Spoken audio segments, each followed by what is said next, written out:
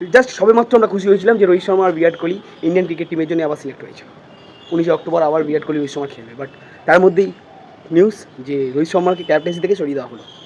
না মানে আমি এটা বলছি না যে শুভমান গিল কেপেবল নয়, শুভমান গিল এখন বয়স অল্প, অনেক ফিউচার অনেকটা পড়ে আছে, খেলার অনেক সুযোগ পায়, বাট রোহিত শর্মাকে কি আর একটা বছর দেওয়া যেত না?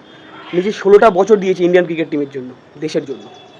16টা আইসিসি ইভেন্টসের মধ্যে 15টা উইন, তারপরেও রোহিত শর্মাকে ক্যাপ্টেন্সি থেকে সরিয়ে দেওয়া হলো। ভাই আমাদের ইন্ডিয়ান ক্রিকেট টিমে এই প্রথাটা অনেকদিন ধরে প্রচলিত যে যদি কোনো প্লেয়ার ভালো পারফরমেন্স দিতে দিতে হঠাৎ করে পড়ে যায়, তাকে তার অবদানগুলো ভুলে তাকে হঠাৎ করে সরিয়ে দেওয়া হয়, তার জায়গায় অন্য কাউকে দিয়ে দেওয়া হয়। বাট রোহিত শর্মা কিন্তু এই জিনিসটা ডিজার্ভ করে না, বিকজ 8 মাসে পরপর 2টো ট্রফি, তারপরেও নিজের জায়গাটা মাটি, নিজের সিচুয়েশান বুঝে নিজের পজিশানটাকে মাটি কামড়ে পড়েছিল না। নতুন প্লেয়ার তুলেছে, নতুন প্লেয়ারকে দিয়ে খেলিয়েছে, নতুন প্লেয়ারদেরকে শিখিয়েছে, জিতিয়েছে।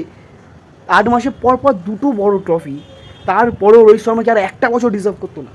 শুভমান গিলের এখন ফিউচার অনেকটা পড়ে আছে, শুভমান গিল ক্যাপ্টেন্সি করার অনেক সুযোগ পাবে, বাট রোহিত শর্মার একটা বছর 2027 অবধি যদি দেওয়া যেত, আমার মনে হয় না ডিসিশনটা খুব একটা খারাপ হতো। ইভেন ইন্ডিয়ান ক্রিকেট টিমের ফিউচারের জন্য রোহিত শর্মাকে আর একটা বছর ক্যাপ্টেন্সি রাখলে আমার মনে হয় অনেকটা বেটার হতো। Let's see.